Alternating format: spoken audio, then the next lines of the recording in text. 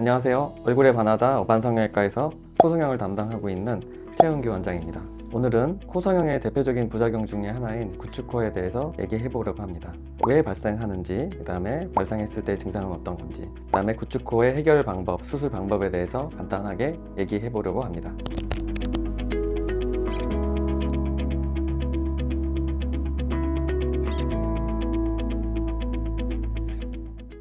먼저 구축코의 증상이나 형태에 대해서 알려드릴 건데요. 구축코는 수술 후에 일정 시간이 지난 후에 점점 코의 각도가 들리면서 오그라드는 현상을 얘기를 하는 건데, 수술 후에 시간이 지나면서 코끝의 각도가 점점 들려 보이면서 진행이 되는 거죠. 그래서 심하게 들려 보이는 경우에는 굉장히 좀 모양이 아주 안 좋은 형태로까지 진행이 되는 경우가 있고, 실리콘이 있고 주변 조직이 오그라들 때 심한 경우에는 피부에 이제 실리콘이 뚫고 나오는 현상까지 일어날 수가 있습니다. 구축코의 원인에 대해서 말씀드리도록 하겠습니다. 구축코는 코 수술 후에 염증의 결과로 인한 현상이라고 보시면 될 것 같아요. 염증 없이 구축이 되는 현상은 일어나지 않습니다. 쉽게 얘기해서 수술 후에 염증이 생겼는데 본인이 그거를 모르고 있다가 방치를 하거나 시간이 일정 부분 지나게 되면은 점점 코가 들려 보여서 구축코가 발생이 되는 것입니다.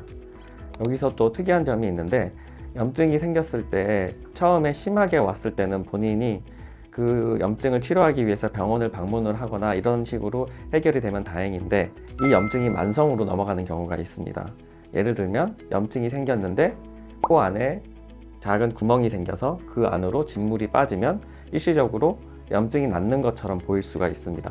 그랬다가 다시 붓고 또 그 구멍으로 진물이 빠지면 또 가라앉고, 이처럼 심해졌다 좋아졌다를 반복을 하게 되면 본인도 모르는 사이에 이게 점점 진행이 돼서 구축코로 발전이 된다고 보시면 될 것 같아요.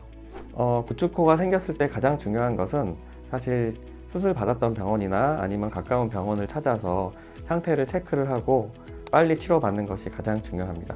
구축코가 만약에 이제 꽤 많이 진행이 됐을 때 치료 방법에 대해서 말씀을 드리면, 결국 들린 코의 어떤 구조물을 다시 원위치 시키는 것인데, 이때 사용되는 이제 재료가 가장 좋은 것은 자가 늑연골이 되겠습니다.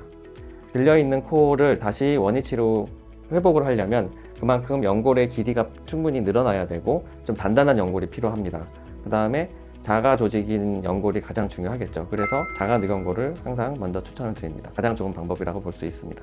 그래서 이 구축코의 정도에 따라서 정상의 코끝 각도로 내려온 경우도 있으세요. 그런 경우는 피부나 아니면 안쪽의 점막 부분이 염증 조직으로 인해서 오그라드는 정도가 그렇게 심하지 않을 때는 정상 각도까지 내릴 수 있는 반면, 송산 정도가 너무 심할 경우에는 목표량의 30%에서 50%까지 불충분하게 내려질 수 있는 경우가 더 많습니다.